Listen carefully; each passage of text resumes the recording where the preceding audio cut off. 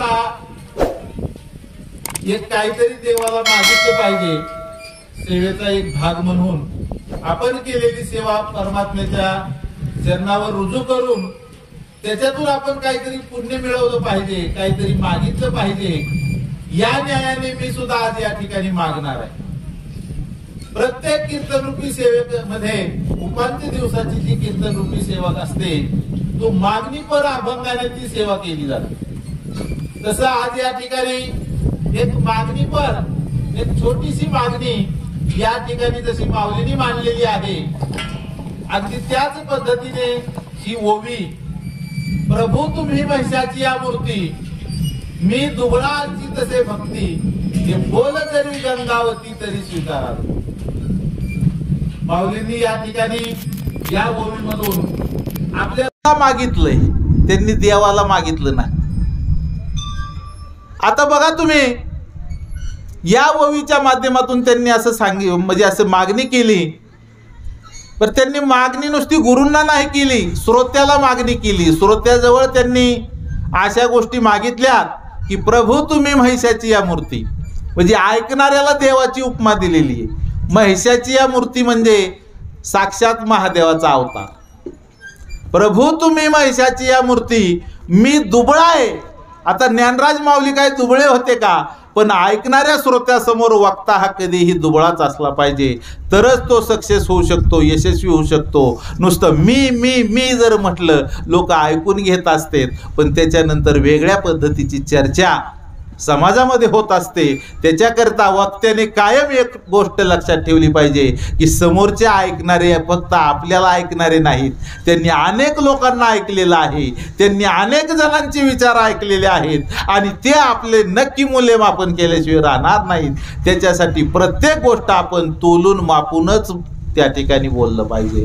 प्रत्येक गोष्ट आपण विचार करूनच बोललं पाहिजे। विचार करून बोलणं म्हणजे बोलून विचार करण्यापेक्षा विचार करून बोललेलं कितीदाही चांगलं, किती पटीने चांगलं। त्याच्याकरिता माऊलींनी ऐकणाऱ्याला सुद्धा प्रार्थना केलेली आहे, मागणी केलेली आहे की प्रभू तुम्ही महिषाची या मूर्ती, मी दुबळा अर्ची तसे भक्ती, आणि बोल जरी गंगावती तरी स्वीकाराल की।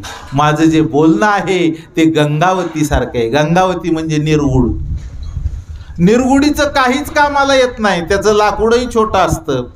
मला वाटतं जुन्या काळात फक्त बंदाटे घ्यायला त्या निर्गुडीच्या लाकडाचा उपयोग व्हायचा, आता तर ते काळाच्या ओघामध्ये ते राहिलं बी नाही। त्याचं फूल कामाला येत नाही, त्याची पानं कामाला येत नाही, त्याची कुठलीही बाजू आपल्या दृष्टीने आता कामाची राहिली नाही। म्हणजे एक सर्वसाधारण असणारी वनस्पती। अगदी माझं बोलणं त्या पद्धतीचं आहे, सर्वसाधारण आहे, अगदी साधं आहे, परंतु तुम्ही मोठ्या मनाने हे बोलणं नक्की स्वीकाराल अशी माऊलीची ही अपेक्षा आहे आणि त्यांच्या अनुषंगाने माझी सुद्धा तीच अपेक्षा आहे। म्हणून मी सेवेकरिता जी निवडलेली ओवी आहे, प्रभू तुम्ही महिषाची या मूर्ती, मी दुबळा अर्ची तसे भक्ती, हे बोल जरी गंगावती तरी स्वीकाराल। आज या ठिकाणी सेवेच्या निमित्ताने जे दररोज असणारे जे भाविक मंडळी आहे, अगदी त्याच अनुषंगाने आज या ठिकाणी उपस्थित असणारे आमचे आदरणीय पूजनीय वंदनीय हरिभक्तीपरायण आमचे तात्या दादासाहेब तात्या रणवे आहेत। त्याच्याच बरोबर हरिभक्तीपरायण आमचे येवले महाराज, हनुमान महाराज येवले या ठिकाणी उपस्थित आहेत। त्यांच्याच बरोबर हरिभक्तीपरायण आमचे रघुनाथ अण्णा शेवाळे हे सुद्धा आवर्जून दररोज सर्वांची हाजरी आहे, दररोज सर्वांची उपस्थिती। त्याचबरोबर आमचे आदरणीय हरिभक्तीपरायण तुकाराम महाराज रणवे सर, संत तुकाराम विद्यालय पाटोदा या ठिकाणी सहशिक्षक पदावर काम करत असलेले आमचे परमस्नेही, ते सुद्धा या ठिकाणी आपला सर्व साराजम किंवा आपलं सर्व साहित्य या ठिकाणी घेऊन आलेले आहेत। आमचे कोरोनाच्या काळामध्ये सुद्धा त्यांनी एक प्रवचन असंच डाउनलोड करून व्हायरल केलेलं होतं आणि महाराष्ट्रामध्ये हजारो लोकांनी ते प्रवचन ऐकलं होतं, पाहिलं होतं। आणि त्यावेळेस मी ओवी घेतली होती, गुरु तेथे ज्ञान, ज्ञानी आत्मदर्शन। माझे चांगलं लक्षात आहे, मी जिथं जिथं सेवा करतो ना, भगवंतानी मला बुद्धी एवढी सुंदर चांगल्या पद्धतीची आणखीन शार्प अशी दिलेली की कोणतीही गोष्ट मला कधी ध्यानात राहते, कोणत्या गावात जाऊ द्या, आपण अमक्या अमक्या वेळेस आलो होतो, तिथं अशा अशा गोष्टी घडलेल्या होत्या. तसं तुकाराम महाराजांनी आमचं जे प्रवचन डाउनलोड केलेलं होतं ते गुरु तेथे ज्ञान, ज्ञानी आत्मदर्शन, दर्शनी समाधानाथी जैसे, या ओवीवर ते प्रवचन सेवा झालेली होती मळ्यामध्ये. त्याचप्रमाणे आमचे आदरणीय हरिभक्तीपरायण सावता महाराज रंधवे, ज्ञानेश्वरी कंठस्थ असणारे, या ठिकाणी त्यांचीही उपस्थिती आवर्जून आहे.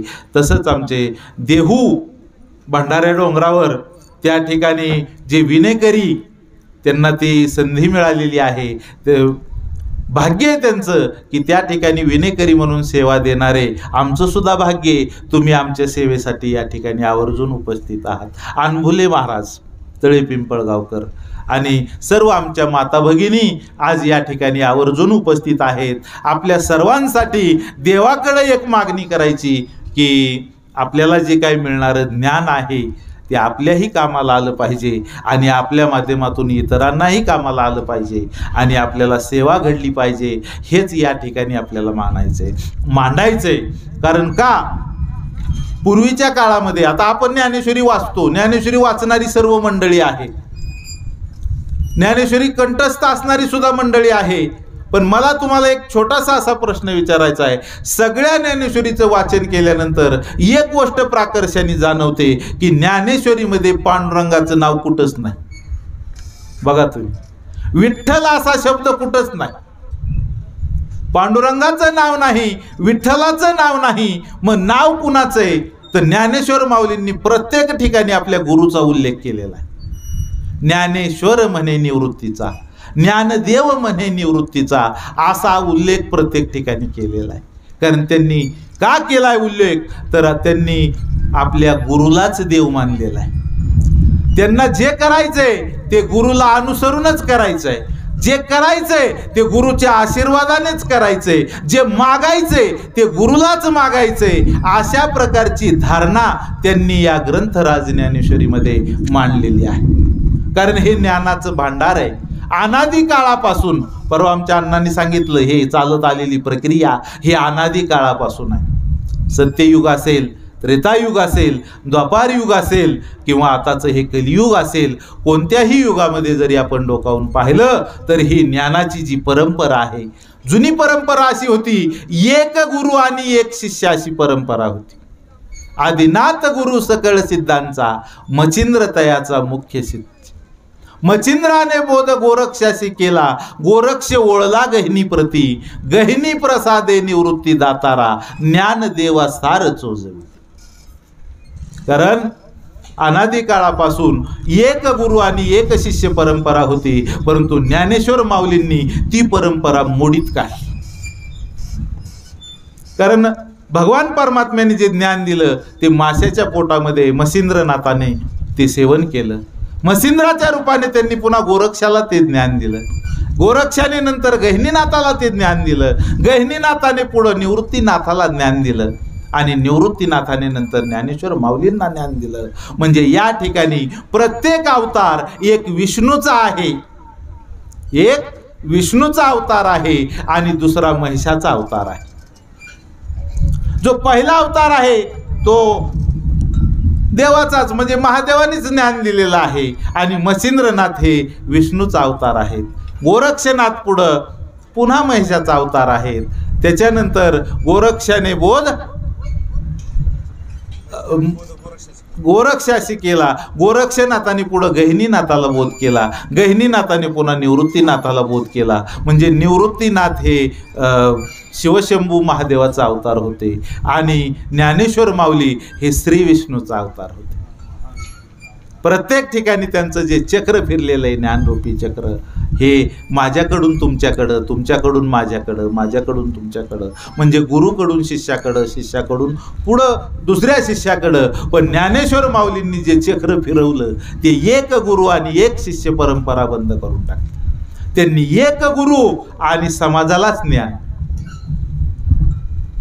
आणि त्यांनी सांगितलं ते ज्ञान पैगा बरवे, जरी मनी आथी आणावे, तरी संताया भजावे सर्वस्वीस.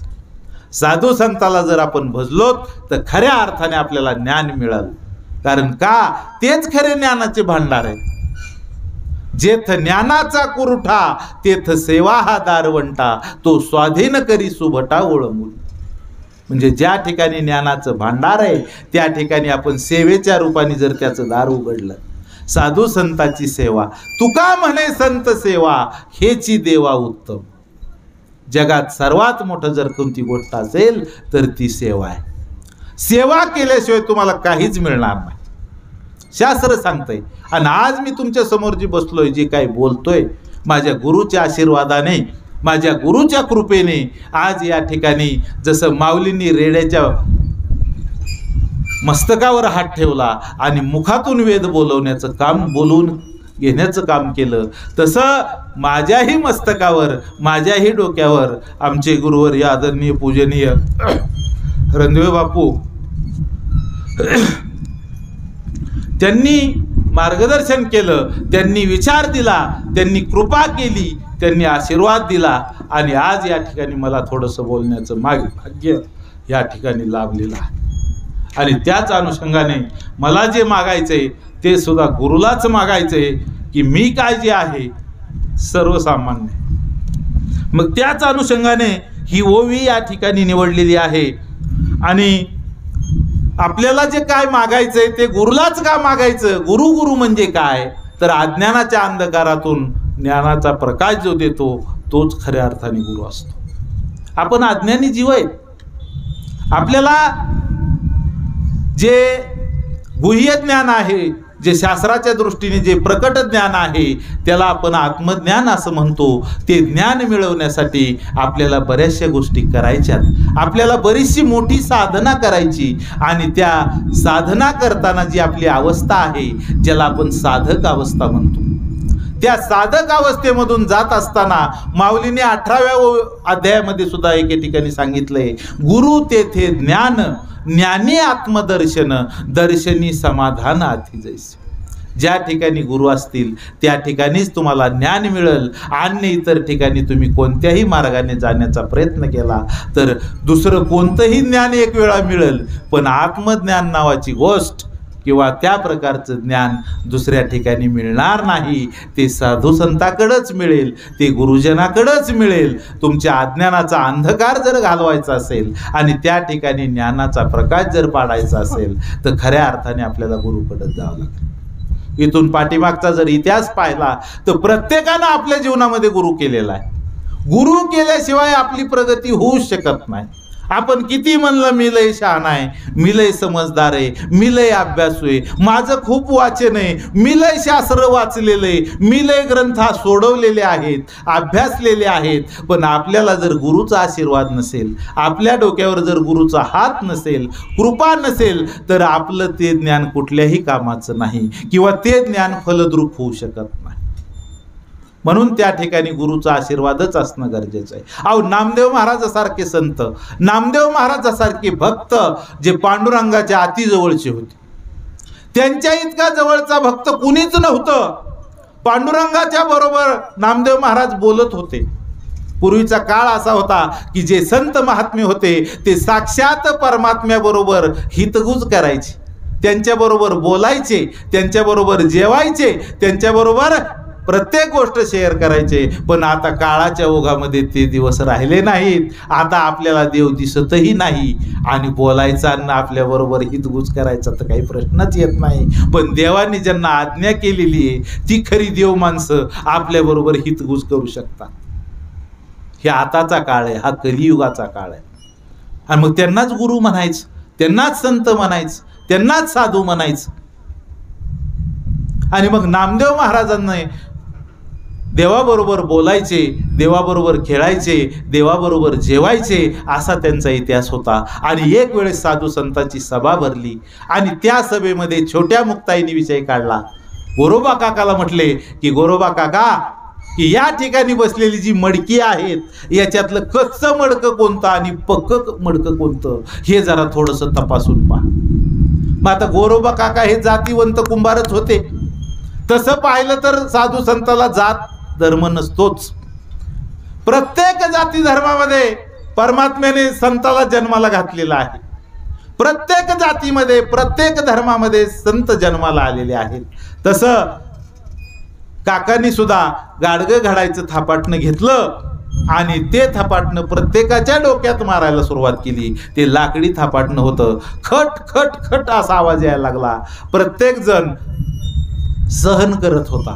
पण ज्यावेळेस नामदेव महाराजावर वेळ आली त्यावेळेस ते लांबूनच ओरडले. अरे म्हणले, मारता का काय म्हणले, डोक्यात लाकडाने मारताय, मरतेल ना म्हणले माणसं, तुम्ही असं काय करा लागले. आणि त्यावेळेस सगळेजण म्हणले नामाकाच आहे. त्यावेळेस सगळेच काय म्हणले, एका स्वरात म्हणले नामाकाच आहे. नामदेव महाराजांना वाईट वाटलं. अरे म्हणले, मी पांडुरंगाच्या इतक्या जवळचा भक्त आहे, देव माझ्या बरोबर बोलतोय, जेवतोय, हितगुज करतोय, आणि मी कसं काय कच्चा. ते म्हणले, तुझ्या देवाला जाऊन विचार. नामदेव महाराज सरळ पुन्हा रावळामध्ये गेले, देवळामध्ये गेले आणि पांडुरंग परमात्म्याच्या समोर उभा राहिले आणि रडत रडतच देवाला प्रश्न विचारला. देवा, मला सगळेजण म्हणतात कच्चा, मग मी कच्चा कसा काय. मी माझ्या इतका जवळचा भक्त तर तुझा कुणीच नाही आणि सगळेच जण मला कच्चा म्हणतात. आणि त्यावेळेस पांडुरंग परमात्म्याला हसू आलं आणि हसत हसतच उत्तर दिलं देवानी की नामा, तू खरोखर कच्चा आहेस. अरे, आतापर्यंत तर सगळेच म्हणत होते, आता देवा तू बी म्हणायला लागला की नामा कच्चा आहे. कसं काय कच्चा आहे म्हणले. हो म्हणले, नामदेवा तू कच्चाच आहेस. म्हणले, मग कशामुळं कच्चा आहे तेवढं तरी सांगा.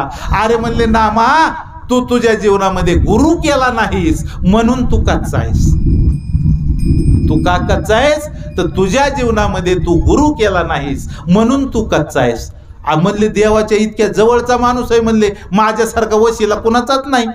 म्हणले, तुझा वशिला राहू दे बाजूला म्हणले, पण शास्त्र मार्गाने जी महत्वाची गोष्ट आहे, जे तुला ज्ञान मिळायला पाहिजे, तुला देव दिसतोय पण देव कळत नाही.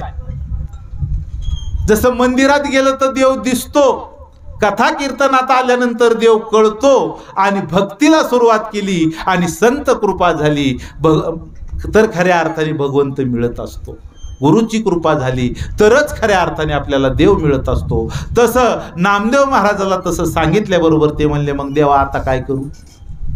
म्हणले, मी जसं सांगतो तसं कर. म्हणले, इथून थेट तू औंढा नागनाथला जा आणि औंढ्याला गेल्यानंतर तुला गुरु सापडल म्हणले, तुला गुरु भेटल आणि त्या व्यक्तीला तू गुरु करून टाक म्हणले. त्यावेळेचे गुरु म्हणजे काय असे कानफुके नव्हते. आता बरेचसे असे गुरु आहेत, एकमेकाचे कान फुकणारे आणि स्वतःची खळगी, पोटाची खळगी भरणारे. तुकाराम महाराजांनी एके ठिकाणी सांगितलंय, तुका म्हणे ऐसे गुरु शिष्यपण, विठोबाची आन नरका जाय.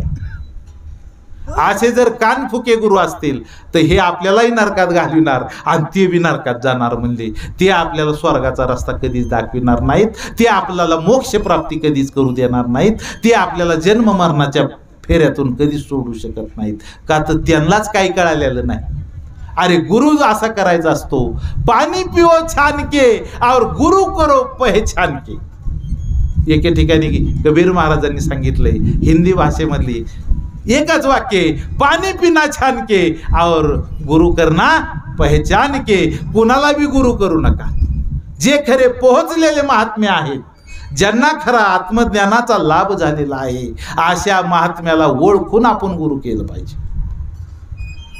रविवार करान, सोमवार करान, गुरुवार करान, अमुक करान, तमुक करान, कान फुकान, रात्री 12ला भेटा, अशा लोकांच्या नादी लागू नका. हे शास्त्राला अजिबात मान्य नाही. मग शास्त्राला काय मान्य? जो महात्मा पोहोचलेला आहे, ज्या महात्म्याला आत्मज्ञान झालेलं आहे, त्या ज्ञानाचा आत्मलाभ आपल्याला झाला पाहिजे. अशा व्यक्तीला, अशा महात्म्याला ओळखूनच आपण त्याच्या चरणाशी लागलं पाहिजे. आणि मग हेच नामदेव महाराजांना पांडुरंग परमात्म्याने सांगितलं. आताच या ठिकाणी आमचे आदरणीय, पूजनीय, वंदनीय हरिभक्तीपरायण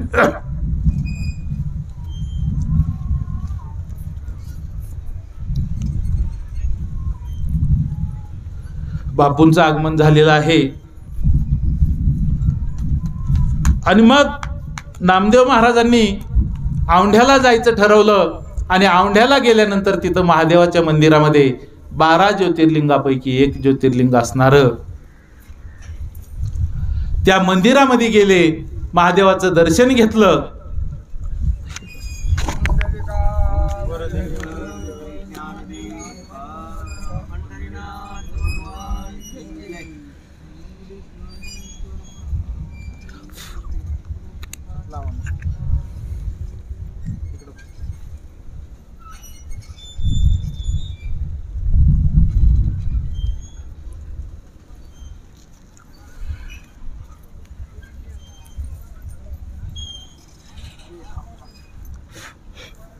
महादेवाच्या मंदिरामध्ये गेल्यानंतर त्यांना असं दृश्य पाहायला मिळालं की त्या ठिकाणी एक जर्जर झालेली व्यक्ती, म्हातारी व्यक्ती, की ज्याला की हात उचलत नाही, पाय उचलत नाही, अशा पद्धतीची एक व्यक्ती महादेवाच्या पिंडीवर बुटासहित पाय ठेवून झोपलेली दिसली.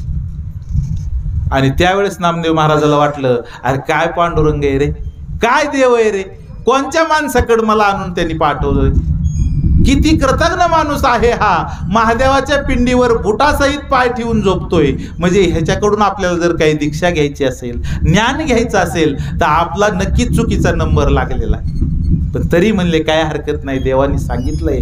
जवळ गेले आणि त्या महात्म्याला उठवायचा प्रयत्न केला, त्या जर्जर झालेल्या व्यक्तीला उठवण्याचा प्रयत्न केला. म्हणले बाबा उठा, तुम्ही कुठं झोपलात, कसं झोपलात, तुमच्या लक्षात येतंय का? त्यांनी हळूच डोळे उघडले आणि म्हणले बाबा रे, माझ्या लक्षात येतंय, पण माझे जे हात पाय आहेत ते क्षीण झालेले आहेत, माझे सर्व इंद्रिय क्षीण झालेली आहेत. आता तू एक काम कर म्हणले, माझे पाय उचलन तुझ्या हाताने बाजूला मांड म्हणले, आता इलाज नाही. मग त्यांनी ते पाय धरले आणि दुसऱ्या ठिकाणी मांडले, ह्या पिंडीहून उचलले, दुसऱ्या ठिकाणी मांडले. तर आश्चर्य असं झालं, त्या पायाखाली दुसरी पिंड तयार झाली. त्यांना वाटलं काहीतरी चुकलं काय की, पुन्हा पाय उचलले, तिसऱ्या जागेवर मांडले, तिथं तिसरी पिंड तयार झाली. पुन्हा पाय उचलले, चौथ्या जागेवर मांडले, चौथी पिंड तयार झाली. जिथं जिथं पाय मांडले तिथं तिथं पिंडच तयार व्हायला लागली. आजही औंढ्याला आपण गेलो तर एका मंदिरामध्ये सगळे पिंडीच दिसतील, त्या ठिकाणी ते पाय मांडलेले आहेत बघा. आणि नंतर मग नामदेव महाराजाच्या लक्षात आलं, आपण ज्या पद्धतीने विचार केलाय तशी ही मूर्ती नाही, आपण ज्या बाजूने हा विचार केलेला आहे तशी ही परिस्थिती नाही. त्यांनी त्यांचे बुटासहितच पाय धरले आणि सांगितलं, म्हणले बाबा मी चुकलो, खरं काय ती सांगा. आणि ते दुसरे तिसरे कोणी नसून ते विसोबा खेचर होते, ते विसोबा चाटी होते. त्यांना ज्ञानेश्वर माऊलींनी खऱ्या अर्थाने कृपा आशीर्वाद दिल्यामुळं त्यांना संतत्व प्राप्त झालेलं होतं आणि त्यांना खऱ्या अर्थाने देव मिळाला होता. अहो देवाला शिव्या देणारा सुद्धा मिळतो, फक्त त्याला योग्य गुरुचं म्हणजे भेट झाली पाहिजे. देव करणाराला तर गुरु चांगला भेटल्यावर देव भेटतोच, पण देवाच्या विरोधात असणाराला सुद्धा भेटतो. जसं राजकीय क्षेत्रामध्ये जो लय एकनिष्ठ कार्यकर्ता असेल त्याला लाभ होतो आणि जो निवड विरोधक असेल त्याला बी लाभ होतो. ते म्हणतात काही करा पण त्याला आपल्या बाजून घ्या बरं, म्हणजे ताप कमी होतो. तसं ह्या विसोबा खेचरांनी माऊलींना म्हणजे खापर मिळू दिलं नव्हतं. मांडे करण्यासाठी खापर पाहिजे होतं, ते खापर मिळू दिलं नव्हतं. पण त्याच मांड्याचा प्रसाद जेव्हा सेवन केला त्यावेळेस खऱ्या अर्थाने त्यांच्या बुद्धीमध्ये फरक पडला आणि त्यांना त्या ठिकाणी माऊलीचा आशीर्वाद प्राप्त झाला. आणि त्यांनाच मग कोणतं भाग्य प्राप्त झालं, ते नामदेव महाराजांचा गुरु होण्याचं भाग्य प्राप्त झालं. आणि त्यावेळेस विसोबानी सांगितलं, म्हणले नामदेवा, देव फक्त देवळात नाही, देव फक्त रावळात नाही, तर तुझ्या माझ्या अंतकरणात तो आत्म्याच्या रूपाने विराजमान आहे. तो जळी स्थळी काष्टी पाशानी तुझ्या माझ्या अंतकरणात तो आत्म्याच्या रूपाने विराजमान आहे. म्हणजेच हे आत्मज्ञान देण्याचं काम खऱ्या अर्थाने गुरुने नामदेव महाराजांना केलं. मग आता एवढ्या देवाचा जवळचा असणारा भक्त त्यांना सुद्धा गुरु करावा लागला. प्रत्येक संतांनी गुरु केला. आणि त्याच्यानंतर मग पुन्हा परतीच्या प्रवासाला निघाल्यानंतर वाटेमध्ये आता काही ठिकाणी असा उल्लेख आहे की घडलेली घटना ही बार्शीच्या परिसरामध्ये भगवंताचं जे मंदिर आहे त्या परिसरात घडली.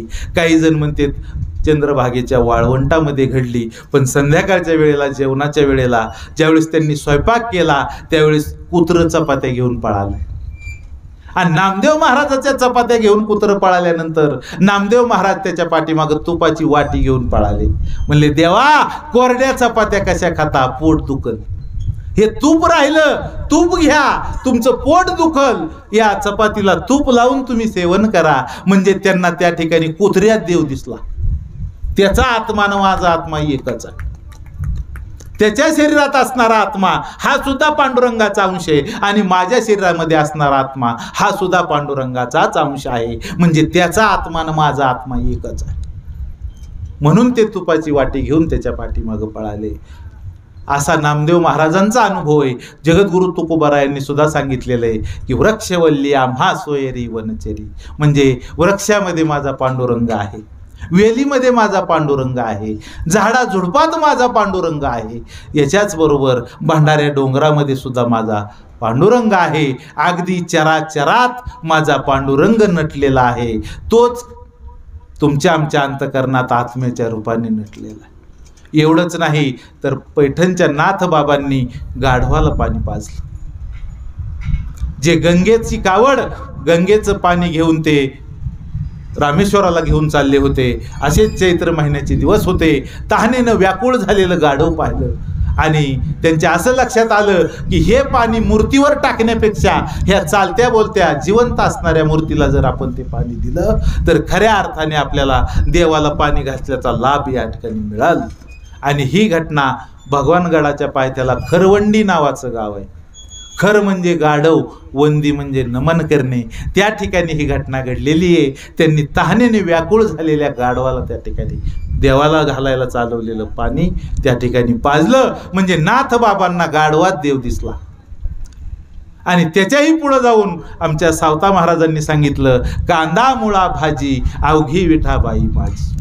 भाजीपाल्यात माझा देव आहे, माझ्या कांद्यात माझा देव आहे, माझ्या मुळ्यात माझा देव आहे, माझ्या भाजीपाल्यात माझा देव आहे. अशा प्रकारची शिकवण त्यांनी आपल्याला दिली.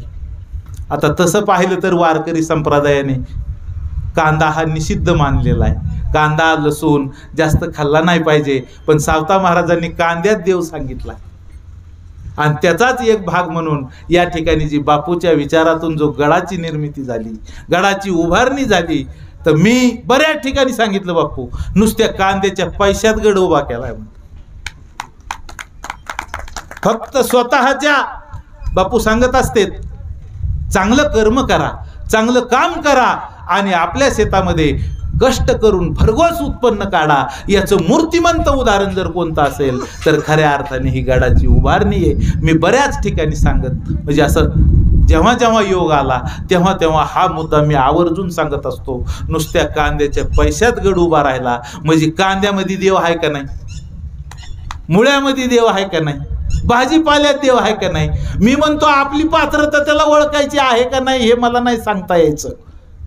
जसं नामदेव महाराजाला कुत्र्यात देव दिसला, तुकाराम महाराजांना झाडा वेलीत देव दिसला, नाथबाबांना गाढवात देव दिसला, सावता महाराजांना भाजीपाल्यात देव दिसला, आपल्याला कमीत कमी माणसात तरी देव दिसला पाहिजे. चालती बोलती माणसं ही भगवंताचीच रूप आहेत, तेच भगवंताचे अंश आहेत. एवढं जरी आपल्याला कळालं तर खऱ्या अर्थाने या महात्म्याने सुरू केलेला हा जो प्रपंच आहे, हा जो खटाटोप आहे, तो खऱ्या अर्थाने सार्थकी लागणार आहे. आज या ठिकाणी आमचे आदरणीय कवठेकर महाराज, हरिभक्तीपरायण बालासाहेब महाराज कवठेकर, की ज्यांना बापूच्या प्रेरणेतून खऱ्या अर्थाने ज्ञानेश्वर माऊलींचा आशीर्वाद प्राप्त झाला. आमचे सावता महाराज असतील, आमचे कवठेकर महाराज असतील, त्यांनी आळंदीमध्ये आम्ही कमनसिबीत महाराज तुमच्या तुलनेमध्ये, आम्हाला नाही त्या गोष्टीचा लाभ झाला, पण तुम्हाला जे आळंदीत मिळालं ते आम्हाला पाठवण्यात मिळालं. हो, आमची एक श्रद्धा आहे, एवढी श्रद्धा आहे. मला लई लोक म्हणतात छोट्या छोट्या गोष्टी असतात. मी आता नोकरवाला माणूस आहे, मी शिक्षकी पेशातला माणूस आहे, पगारदार माणूस आहे. मला लई लोक म्हणतात नगरला गेल्यानंतर आपण कपडे घेऊ, बीडला गेल्यानंतर कपडे घेऊ. पण मी खरं सांगतो तुम्हाला व्यासपीठावर, मी बाकीच्या ठिकाणी कुठंच कपडा घेत नाही. अंगावरचा माझा प्रत्येक कपडा हा आशीर्वाद वस्त्र भांडार, त्याच्यातूनच मला वाटतं मला आशीर्वाद भेटतो. छोट्या छोट्या गोष्टी असतात पण त्याच्यातून सुद्धा आपल्याला श्रद्धा व्यक्त करता आली पाहिजे. बरेचशी बापूच्या जवळ फिरणारी बरीचशी मंडळी आहेत, जोपर्यंत बापू दिसतात तोपर्यंत रामकृष्ण हरी रामकृष्ण हरी रामकृष्ण हरी. थोडं बाजूला गेले काय त्यांचं खरंय, या गोष्टीचा सुद्धा अनुभव आलाय. पण खरं काय आणि खोटं काय माझ्यासारख्याला विचारा. खरा खोटा निवाडा हे आमचे साधारण नियमाने ह्या वयामध्ये सुद्धा जुटून परमार्थ असतो. एखादी चांगली चाल व्हावा, चांगलं प्रमाण यावा आणि मग नानाची मजा बघाव. टेंब्यातली उडी काय, जाळातली उडी काय, तुम्हाला खऱ्या अर्थाने परमार्थ घडतोय. ह्या वयामध्ये लोक देवदेव करीत घरात बसतात, पण तुम्ही आज कुठली उष्णतेची तमा बाळगत नाहीत, कुठली थंडीची तमा बाळगत नाही, कुठल्या वातावरणाचा तुमच्यावर परिणाम होत नाही. खरे भक्त तुम्हीच आहेत. आणि आम्हाला सुद्धा पांडुरंग परमात्म्याला एवढीच विनंती करायची, तुमच्या इतकं वय होईपर्यंत आमचं सुद्धा शरीर तितक्याच ताकदीचं राहिलं पाहिजे, की जेणेकरून आम्हाला बी सेवा घडावी भाऊ. बाकी काहीच मागायचं नाही मला, देवाला काही मागायचं नाही. मी आताच सांगितले, प्रभू तुम्ही महिषाची या मूर्ती, तुम्ही सगळेजण प्रभूचे अंश आहेत, तुम्ही खऱ्या अर्थाने महादेवच आहेत, देवाचे देव महादेव. आणि जे काय मागायचे ते तुमच्यापाशीच मागायचं, कारण प्रत्येकाचा आत्मा हा परमात्म्याचा अंश आहे. परमात्मा हा विस्तृत स्वरूप आहे. जसं समुद्रातलं पाणी, आणि तेच पाणी जर आपण वाटीमध्ये घेतलं तर तेच गुण दाखवतं, तेच गुणधर्म दाखवतं. जसं समुद्रातल्या पाण्यामध्ये खारटपणा असतो, क्षार असतात, बाकीचे सगळे गुणधर्म असतात, तसं तेच पाणी जर वाटीमध्ये घेतलं तर तेच गुणधर्म दाखवतो. तसं परमात्म्याचे जेवढे गुण आहेत, ऐका यशस्वी अवदार्य, ज्ञान वैराग्य ऐश्वर्य, हे साही गुणवर्य वस्ती जेत, म्हणून तो भगवंत. या न्यायाने जे गुण परमात्म्याचे आहेत तेच काही अंशी या आत्म्याचेच आहेत. म्हणून बापू सांगत असतात, आत्मा अमर आहे, आत्मा अजर आहे, आत्मा अविनाशी आहे. मग मरणारा मी नाही, मरणारं शरीर आहे. उपजते नासे, नासिले ते पुनरपी दिसे, हे घटिका यंत्र जैसे परिभ्रमिका. जसं शरीराचा जन्म होतो आणि शरीराचा मृत्यू होतो, तसं आत्मा ही एक अशी वस्तू आहे, आत्मतत्व असं आहे की ते नैनम छिन्नंती शस्त्राने, नैनम दहती पावका, न चैनम क्लेदेन त्यापो, न शोषेती मारुत. ते शस्त्राने तुटत नाही, जे अग्नीने जळत नाही, जे पाण्याने भिजत नाही, आणि जे खऱ्या अर्थाने वाऱ्याने सुकत नाही, अशा प्रकारचं जे तत्व आहे ते आत्मतत्व आहे, तेच आत्मा आहे, आणि त्याचा कधीही विनाश होत नाही. आणि मग एकदा ही गोष्ट आपल्याला कळली की हरी आला हाता, मग कैसी भय चिंता, त्याची सरली येर झाला सफळ व्यापार. आपल्याला एकदा आत्म्याचा अनुभव आला, एकदा आपल्याला आत्म्याचा म्हणजे आत्मज्ञान झालं की खऱ्या अर्थाने आपल्या मनामध्ये असणारं जे दुःख आहे, चिंता आहे, भय आहे, ह्या सगळ्या गोष्टी हळूहळू हळू आपोआप कमी होऊन जातात. माणसाला सगळ्यात मोठं जर भय कशाचं असेल तर ते काळाचं भय आहे. खऱ्या अर्थाने दुःख जर कशाचं असेल तर ते दुःख मरणाचं आहे. मग आपण मरत नाहीत हे जर कळलं तर पुन्हा दुःख आहे का, पुन्हा चिंता आहे का, पुन्हा काळजी आहे का? कशाची काळजी करणार आहे माणूस? हरी आला हाता मग कैसी भय चिंता. आणि हरी जर आपल्याला मिळावा असं वाटत असेल तर हरी हरी म्हणजे दुसरं तिसरं काही नाही तर ते आत्मज्ञान आहे. म्हणून ते ज्ञान पैगा बरवे, म्हणजे जे चांगलं ज्ञान आहे, आत्मज्ञान आहे, ते संताच्या सानिध्यामध्येच मिळतं, ते गुरुच्या सानिध्यामध्ये, गुरुच्या विचारामध्येच मिळतं. म्हणूनच ज्ञानेश्वर माऊलींनी सुद्धा म्हटलेलं आहे, गुरु तेथे ज्ञान, ज्ञानी आत्मदर्शन. खऱ्या अर्थाने आत्म्याचं दर्शन व्हावं असं जर आपल्याला वाटत असेल तर त्या ठिकाणी आपल्याला गुरु करणंच गरजेचं आहे. गुरुची कृपा आणि आशीर्वाद मिळणं आवश्यक आहे. हे जर आपल्याला मिळालं तर खऱ्या अर्थाने अवघे चित्रलोके आनंदाचे आता, चरणी जगन्नाथा चित्त ठेव.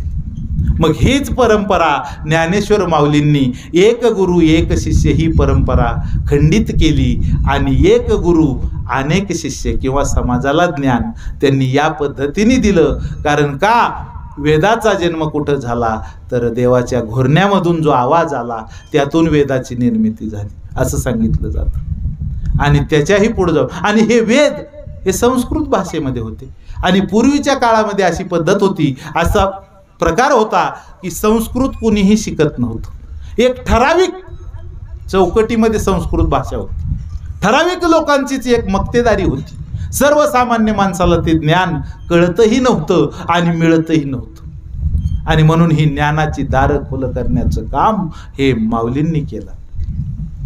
आणि मग हे कसं केलं तर ज्यावेळेस रणांगणावर कुरुक्षेत्रावर कौरव पांडवाचं युद्ध लागलं त्यावेळेस अर्जुनाला मोह झाला आणि अर्जुनाच्या निमित्ताने त्यांनी गीता सांगितली.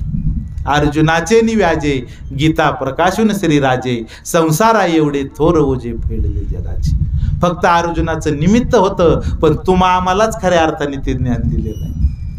आणि ते ज्ञान गीतेचे जे श्लोक आहेत ते खऱ्या अर्थाने संस्कृत भाषेमध्ये आहेत. सर्वसामान्य माणसाला ते कळत नाहीत, अगदी वाचता सुद्धा येत नाही. मग ते वाचायचं, पाठांतर करायचं, त्याचा अर्थ लावायचा, ह्या सगळ्या अवघड गोष्टी आहेत. आणि पूर्वीच्या काळात तर ज्ञानाची भंडारं एवढे खुले नव्हते. मग ते माऊलींच्या लक्षात आलं. म्हणून गीतेवरची जी टीका आहे ही ज्ञानेश्वरी आपल्या गुरुच्या आशीर्वादाने, निवृत्तीनाथांच्या संकल्पनेतून, त्यांनी जी दिलेली आज्ञा, त्या आज्ञेचं पालन आणि खऱ्या अर्थाने माऊलीचा जो अवतार होता तो ज्ञानदान करण्यासाठीचाच होता. त्यांचं पूर्ण आयुष्य 21-22 वर्षाचं, तेवढ्या कालावधीमध्ये, तेवढ्या कालखंडामध्ये त्यांनी ज्ञानेश्वरीसारखा ग्रंथ आपल्याला दिला, चांगदेव 65 सारखा ग्रंथ आपल्याला दिला, अमृत अनुभवासारखा ग्रंथ आपल्याला दिला.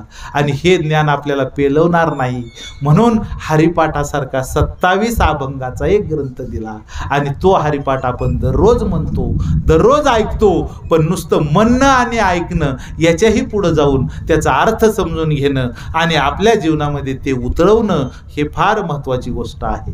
म्हणून माऊलींना जे अपेक्षित आहे की गुरुची आज्ञा, गुरुचा आशीर्वाद आपल्याला प्राप्त झाल्यानंतर खऱ्या अर्थाने आपल्याला आत्मदर्शन होत असतं. म्हणून गुरु तेथे ज्ञान, ज्ञानी आत्मदर्शन, दर्शनी समाधान आती जैसे. नुसतं गुरुचं दर्शन झाल्याने समाधान होत नसतं, तर गुरुचा विचार ऐकला, तो समजून घेतला आणि आपल्या आचरणात आणला आणि त्या पद्धतीने जर आपण जीवन जगण्याचा प्रयत्न केला तर खऱ्या अर्थाने आपल्याला गुरुचा आशीर्वाद मिळणार. आणि त्यांच्या माध्यमातून आपलं तर कल्याण होणारच, पण आपल्या माध्यमातून इतरांचंही कल्याण झाल्याशिवाय राहणार नाही. हाच खरा ज्ञानेश्वरीचा विचार आहे. आणि या ज्ञानेश्वरीमध्ये प्रमुख सिद्धांत जर कोणता सांगितला आहे तर भक्ती, ज्ञान आणि सत्कर्म या 3 गोष्टीवरच ज्ञानेश्वरीचा विचार आहे. सगळ्यात महत्त्वाची भक्ती आहे. शास्त्राने 9 प्रकारची भक्ती सांगितली. त्याच्यामध्ये अर्चन भक्ती आहे, वंदन भक्ती आहे, श्रवण भक्ती आहे, कीर्तन भक्ती आहे, अनेक प्रकारच्या 9 प्रकारच्या भक्ती आहेत. आज या ठिकाणी आपल्याला जी भक्ती घडते, मला जी घडते ती कीर्तन भक्ती आहे आणि तुम्हाला जी घडते ती श्रवण भक्ती आहे. या ठिकाणी आल्यानंतर ज्यांनी ज्यांनी जे जे काम केलं, जी जी सेवा केली, त्या प्रत्येकाला तितकाच पुण्य संचय होणार आहे, तेवढीच पुण्याची प्राप्ती होणार आहे. सांगणाराला होणार आहे, ऐकणाराला होणार आहे, सेवा करणाराला होणार आहे. या ठिकाणी चटाया अंथरणाराला सुद्धा तेवढाच लाभ आहे. या ठिकाणी गायकाला तेवढाच लाभ आहे, वादकाला तेवढाच लाभ आहे, कीर्तनकाराला, प्रवचनकाराला तेवढाच लाभ आहे आणि तेवढाच लाभ श्रोतेगणांना सुद्धा आहे. कारण तो शास्त्राचा सिद्धांत आहे. या ठिकाणी या धर्म मंडपामध्ये ज्यांनी ज्यांनी आपलं योगदान दिलं, हाजरी लावली, तेवढ्याला आत्मलाभ होणारच. हा खऱ्या अर्थाने शास्त्राचा सिद्धांत आहे. आणि असे जे धर्मकार्य आहेत, असे जे देवकार्य आहेत, हे खऱ्या अर्थाने देवासाठी नसून ते आपल्यासाठीच असतात. आपण जर हे काम नाही केलं तर देवाचं काही बिघडत नाही, पण आपलं बिघडू नाही म्हणून हे करायचं आहे. खऱ्या अर्थाने आपल्याला सुख आणि समाधान मिळालं पाहिजे. जगामध्ये अनेक गोष्टीचा शोध लागला. टाकाऊ वस्तूपासून टिकाऊ वस्तू तयार करण्याचे अनेक मार्ग आहेत, पण दुःखी माणसाला सुखी बनवण्याचा एकही मार्ग नाही, एकही मशिनरी नाही.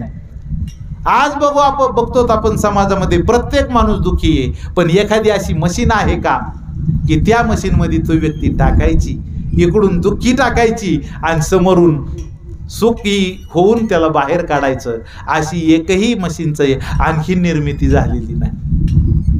पण हे आपल्याला कळालेलं नाही. खऱ्या अर्थाने या मशनीचा अनादी कालापासूनच शोध लागलेला आहे. तुझा आहे तुझ पासी, परी तू जागा चुकलासी. आपल्याकडेच आनंद आहे, आनंद अद्वय नित्य निरामय, जे का निज ध्येय योगी यांची. आपण जर आपल्या मनामध्ये डोकून पाहिलं तर खऱ्या अर्थाने आनंदाचा खजाना आपल्या जवळच आहे. कारण आपलं स्वरूपच आनंदी आहे. आनंद हे आपलं स्वरूपच आहे. कारण सच्चिदानंद हे जसं परमात्म्याचं स्वरूप आहे तसं हे आत्मा परमात्म्याचं सुद्धा स्वरूप आहे. सत चित आनंद. सत म्हणजे खरं, जे भूतकाळातही खरं होतं, वर्तमान काळातही खरं आहे आणि भविष्य काळामध्ये खरंच राहणार आहे, त्याला म्हणायचं सत. चिद म्हणजे चेतन स्वरूप आहे. ते कसं आहे? चेतन स्वरूप आहे.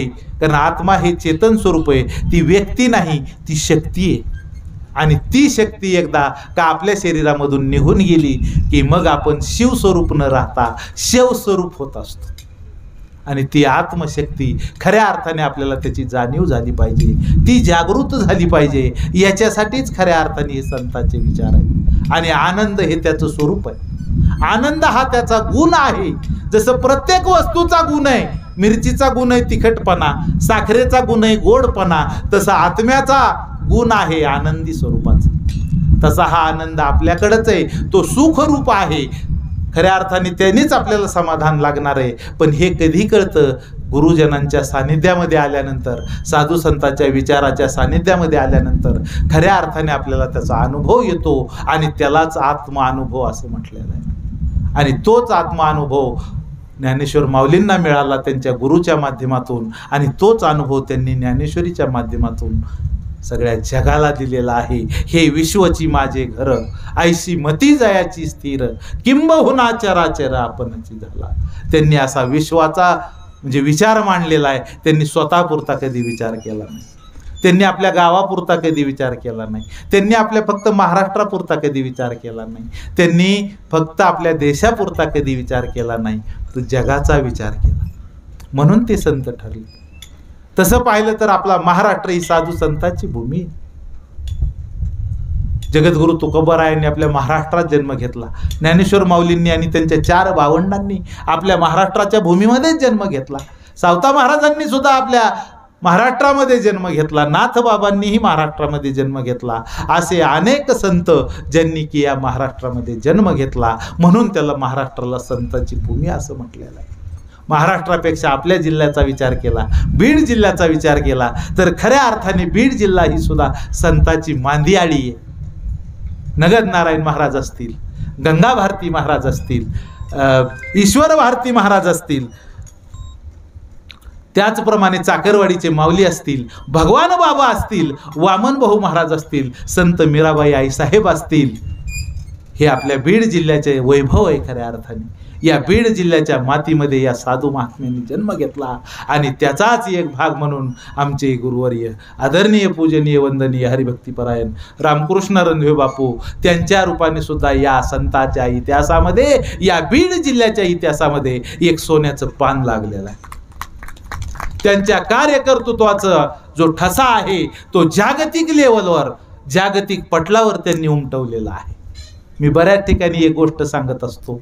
पप्पू आज तुमची माफी मागून या ठिकाणी बोलतो एक वाक्य, तर खऱ्या अर्थाने स्तुती नाही पण वस्तुस्थिती आहे. मी बऱ्याच ठिकाणी बोललो माझ्या सेवेच्या माध्यमातून, जेव्हा केव्हा संधी मिळेल, की आपल्या देशावर 150 वर्षे इंग्रजांनी राज्य केलं. पारतंत्र्यामध्ये होतो, अनेक लोकांनी बलिदान दिलं आणि आपल्या देशाला स्वातंत्र्य मिळवून दिलं. मग हे लोक कुठले होते? इंग्लंडचे होते. ब्रिटिश कुठले होते? इंग्लंड देशातले होते ना. त्यांच्या राज्यावर, त्यांच्या सत्तेवर सूर्य मावळत नव्हता. पूर्ण जगावर त्यांची सत्ता होती. त्याचाच एक भाग म्हणून आपल्या देशावर त्यांनी 150 वर्ष राज्य केलं. पण आता काळ बदलला, वेळ बदलली.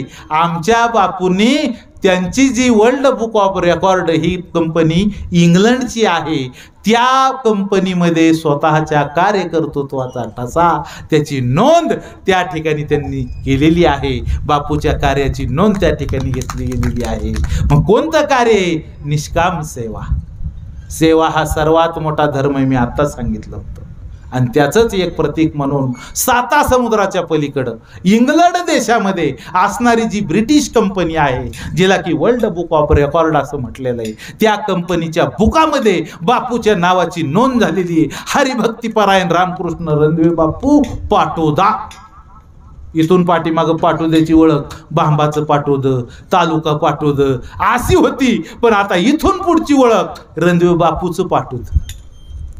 आम्ही जिथं जिथं जातो तिथं तिथं आम्ही आता बाकीचं पाठवतो, बाकीचं कुणाचं नाव घेतच नाही. रणदिवे बापूच्या पाठोद्याहून आलो, रणदिवे बापूच्या पाठोद्यातला आहे, रणदिवे बापूच्या जवळचा माणूस आहे, अशी ओळख आम्ही सांगतो. पुन्हा आम्हाला आमच्या बापाचं नाव सुद्धा सांगायची गरज पडत नाही, आमच्या घरचं नाव, आमचं आडनाव सुद्धा सांगायची गरज पडत नाही.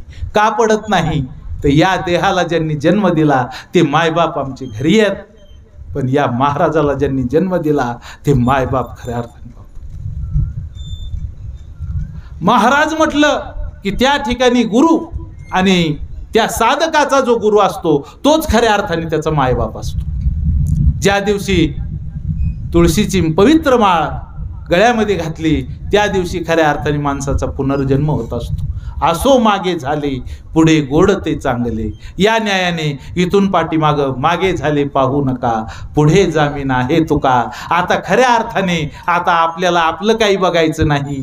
जे गुरूंना अपेक्षित आहे, जे साधू संतांना अपेक्षित आहे, जे ज्ञानोबा तुकोबांना सावता महाराजांना अपेक्षित आहे त्या गोष्टीच करायच्या आणि त्याच्यातून स्वतःचं कल्याण तर करून घ्यायचंच, पण आपल्या माध्यमातून इतरांचं जर कल्याण झालं तर त्याच्यासाठी सुद्धा प्रयत्न करायचा. ही खऱ्या अर्थाने गुरुजनांची शिकवण आहे, ही खऱ्या अर्थाने साधू संतांची शिकवण आहे.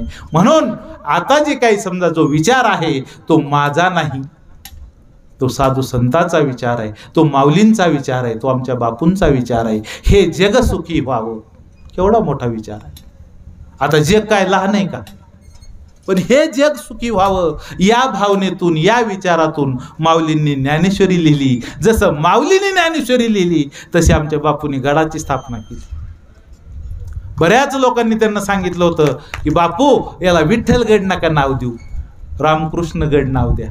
हे कुणाला माहीत असेल नसेल मी सांगतो, कारण बापूच्या बऱ्याच गोष्टी मला माहिती असतात आणि मी त्यांची आज्ञा घेऊन मग कुठंतरी अशी योग आल्यानंतर एखादी गोष्ट चलता चलता सांगत असतो. तर त्यांना धोंडे साहेबांनी सुद्धा सांगितलं होतं की बापू स्वतःचं तुमचं रामकृष्ण असं नाव द्या, रामकृष्णगड नाव द्या. पण तुम्हाला तुमच्या माहितीस्तव सांगतो, जी मोठी माणसं असतात, जे खरे आत्मज्ञानी असतात, ते स्वतःचं नाव त्या कुठल्याच गोष्टीला देत नाही. हे मजची स्तव झाले परी म्या नाही केले, आयसे जेने जाणितले तो सुटला गा. असे किती वेद कान फुके, हे मी केलंय, हे माझ्यामुळं झालंय, अरे मी हे म्हणूनच होतंय. आणि तुम्हाला जर तुमचं कल्याण करायचं असेल तर मी सांगतो ते ऐका. जेव म्हणत असेल मी सांगतो ते ऐका, तो खरा चोर आहे. आणि लोक का भुललासी वरली या रंगा, त्याच्या पाठीमाग पळतात. ते पुढं पळतंय हे माग पळतंय, ते पुढं पळतंय हे माग पळतंय. ही गुरु शिष्याची परंपरा नाही. जसं की आंबा पिकल्यानंतर रागूला आपोआप कळतं की याची पात्रता तयार झालेली आहे, तसं बापूसारखे महात्मे ज्याची ज्याची पात्रता तयार झाली, ज्याचं ज्याचं चित्त निर्मळ झालंय, त्यांना यारे यारे लहान थोर, याती भलती नारी नर, या न्यायाने या आणि या प्रसादाचं सेवन करा, तुमच्या जीवनाचं कल्याण करून घ्या. तिथं तुझ्या भाव काहीच नाही. चहा प्यानाराला जेवढी संधी आहे तेवढीच ज्ञानेश्वरी ऐकणाराला संधी आहे. इथं काय कमी जास्तपणा अजिबात नाही. कुणी या, कसं या, बदलून जा. स्वतःचं जे आत्मतत्व आहे आत्मजागृती करून जा, की जेणेकरून तुमच्या जीवनाचं कल्याण होईल. आणि हीच भावना बापूंनी अखंड त्यांच्या मनामध्ये ठेवली आणि त्यांनी हे जे कार्य केले गेल्या 37 वर्षापासून, गेल्या 38 वर्षापासून त्यांचं हे अखंड कार्य चालू आहे. कुठल्याच गोष्टीची बाधा नाही, कुठल्याच गोष्टीची अडचण नाही, कारण हे देवाचं कार्य आहे, हे संतांचं कार्य आहे. साधू संतांच्या देवाच्या कार्यात कुठल्याही प्रकारचा कसलाही अडथळा येऊ शकत नाही. आता इथं लिहिलंय वर्ष पहिले, पण हे पहिलं वर्ष नाही. इथं 2-3 प्रकारामध्ये बापूच्या हातून अशा म्हणजे संकल्पना तडीस गेलेल्या आहेत.